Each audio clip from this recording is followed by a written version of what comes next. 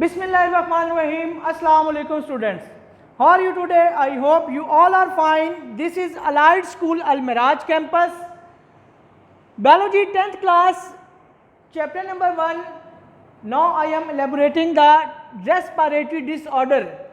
सांस से मुतल्लिक जो बीमारियां उन्हें आज मैं डिस्कस करूंगा। उनमें से आज हम देखेंगे ब्रोंकाइटिस को और एम्फीसीमा को। ब्रोंकाइटिस क्या होता है? What is bronchitis? Inflammation in bronchi और bronchioles is called bronchitis. Inflammation कहते हैं सोजिश को, ब्रोंकाई में या ब्रोंक्यूल्स में सोजिश को हम ब्रोंकाइटिस कहते हैं। ब्रोंकाई कहाँ पे सिचुएटेड होती है? ब्रोंकाई ट्रैकिया से नीचे, trachea divide into two small opening is called bronchi. या ब्रोंकाई में इन्फ्लेमेशन होगी या इससे आगे फर्दर जो छोटी लाइक दिस छोटी ट्यूब्स निकलेंगी उन्हें हम ब्रोंक्यूल्स कहते हैं। या तो ब्रोंक्यूल्स में इन्फ्लेमेशन होगी या फिर ब्रोंकाई में इन्फ्लेमेशन होगी, सोजिश हो जाएगी। अंदर से जो ट्यूब का साइज है, जो ट्यूब का ल्यूमेन है, उसका साइज छोटा हो जाएगा, उसे हम कहते हैं ब्रोंकाइटिस। ब्रोंकाई में और ब्रोंक्यूल्स में इन्फ्लेमेशन को हम ब्रोंकाइटिस कहते हैं। Excessive secretion of mucus with swelling of tubular wall. अब इसका साइज ब्रोंकाई और ब्रोंक्यूल्स का साइज छोटा क्यों होता है? क्योंकि एक्सेसिव म्यूकस की सिक्रेशन हो जाती है इसमें। अब नॉर्मली मैं एक ट्यूब ड्रॉ करूंगा और उसमें म्यूकस को secretion, after secretion of mucus हम उसकी हालत देखेंगे कि उसके साथ क्या होगा।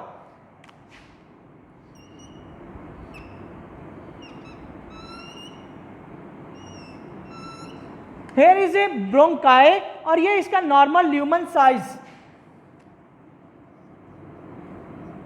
आफ्टर सिक्रेशन ऑफ म्यूकस, जब इसमें म्यूकस सिक्रीट होगा और उसके बाद इस ल्यूमन का साइज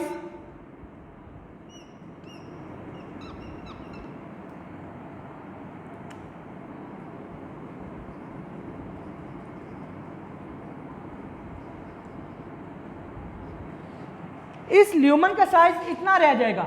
अब इतनी स्वेलिंग जो होगी ये ड्यू टू म्यूकस होगी। अब इस कंडीशन को हम कहते हैं ब्रोंकाइटिस।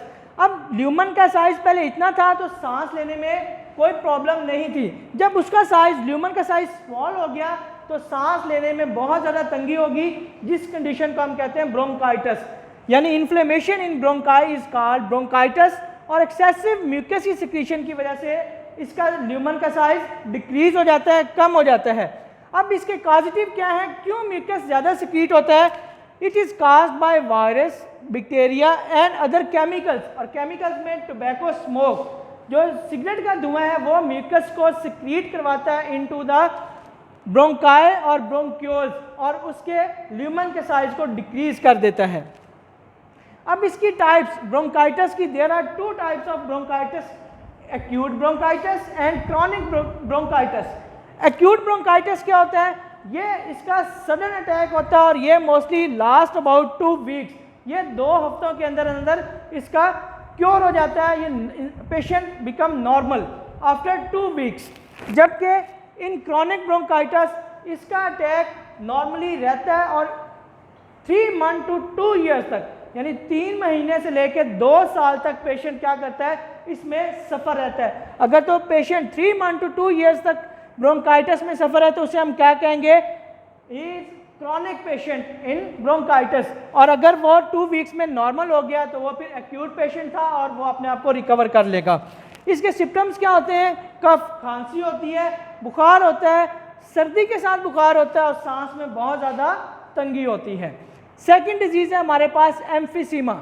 एम्फीसीमा में क्या होता है? Destruction of wall of alveoli.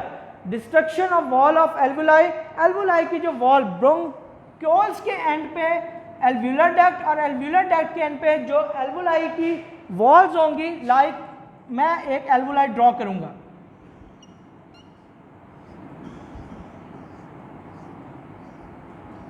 ये एक एल्वुलाई है।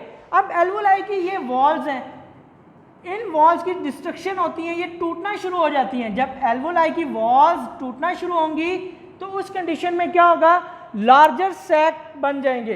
पहले सैक का साइज स्मॉल था, ये देखें, पहले सैक का साइज इतना था, जैसे इसकी डिस्ट्रक्शन होगी, वॉल ब्रेक होगी तो सैक का साइज इंक्रीज हो जाएगा, और जब सैक का साइज इंक्रीज होता है तो सरफेस एरिया डिक्रीज हो जाता है।